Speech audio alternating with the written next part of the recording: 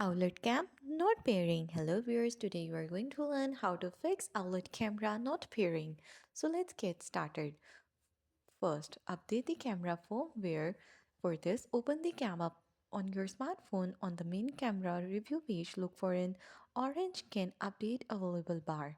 Tap the bar to start the firmware update, then wait for the update to download and install, then restart the camera if needed. Now, the option number two is put the camera in pairing mode. Find the small button on the back of the camera. Then press and hold it until the status light blinks red and blue for about 3 seconds. You should hear ready to pair, then release the button immediately after hearing the prompt. Option number three, factory reset the camera. Locate the reset button on your camera, press and hold it for 10 to 15 seconds until the light blinks. Allow the camera to restart, then try pairing again after the reset. And these are the ways to fix your Owlet camera not pairing.